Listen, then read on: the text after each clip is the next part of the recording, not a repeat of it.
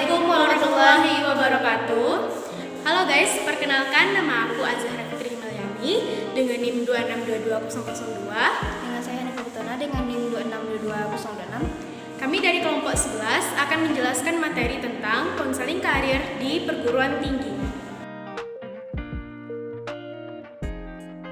Konseling karir di perguruan tinggi. Bimbingan dan konseling di perguruan tinggi merupakan usaha membantu mahasiswa untuk mengembangkan dirinya dan mengatasi problem-problem akademik serta problem sosial pribadi yang berpengaruh terhadap perkembangan akademik mereka.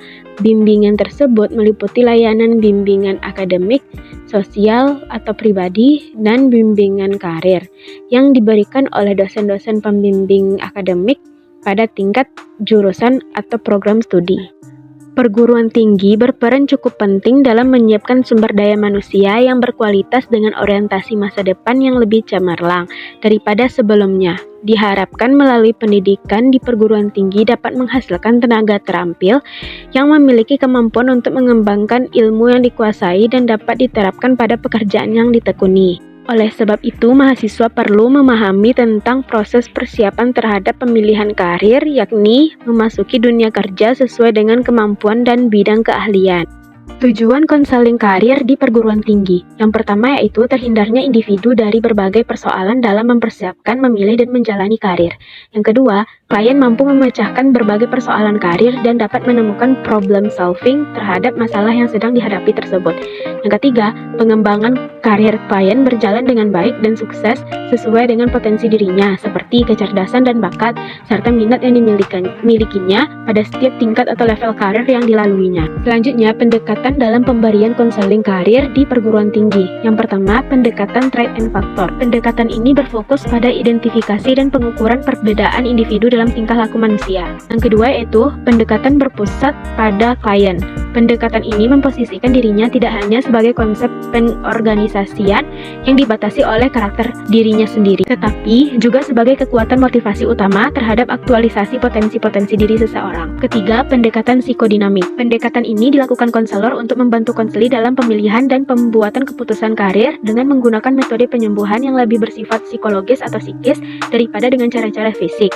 Konseling karir psikodinamik berguna untuk membantu penyesuaian dan menyeimbangkan aspek-aspek dorongan dan kebutuhan dalam diri konseli dengan tuntutan dan kebutuhan dunia kerja. 4. Pendekatan perkembangan. Konseling karir perkembangan menekankan kepada hubungan kematangan karir seseorang dengan masalah pembuatan keputusan suatu tindakan yang disampaikan konseli dalam konseling karir. Kelima, pendekatan behavioral. Dalam konseling karir behavioral ini terdapat dua orientasi, yakni pertama, fokus tidak langsung melalui aspek mediasi bahasa yang memberikan respon yang jelas dan terbuka, dan yang kedua adalah konsentrasi langsung pada konsekuensi sebuah respon dari pemberian sebuah penghargaan atau hukuman yang diberikan. Behavioral mengemukakan dua tahapan. Hal tersebut diambil bila masalah konseli meliputi kecemasan, kebimbangan, keraguan-raguan, serta ketidakpastian dalam memilih karir. Tahap ini adalah counter conditioning dan instrument learning. Yang keenam, pendekatan komprehensif.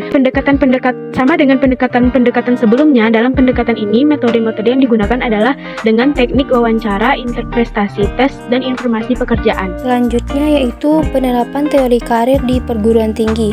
Dengan cara melalui penerapan dari teori Holland, karena dari teori Holland tersebut, pilihan karir di perguruan tinggi dilihat melalui kepribadian mereka seorang, dan juga melalui mengekspresikan diri mereka, minat mereka, dan nilai-nilai mereka melalui pilihan dan pengalaman kerja mereka. Teori Holland menggambarkan tipe kepribadian dalam 6 golongan. Tiap golongan dijabarkan ke dalam suatu model teori. Adapun tipe-tipe kepribadian menurut teori karir Holland sebagai berikut. Yang pertama yaitu tipe realistik. Yang pertama, tipe ini ada yang suka bekerja dengan tangan, membuat, memperbaiki, merakit, atau membangun suatu menggunakan dan mengoperasikan perangkat. Yang kedua, tipe investigatif. Yaitu tipe ini suka menemukan dan meneliti ide, mengamati, menyelidiki, dan bereksperimen. Yang ketiga, tipe aristik. Tipe ini suka menggunakan kata-kata seni, musik, atau drama untuk mengekspresikan diri untuk berkomunikasi. Yang keempat, tipe sosial suka dengan pekerjaan yang berinteraksi dan berhubungan dengan orang seperti mengajar.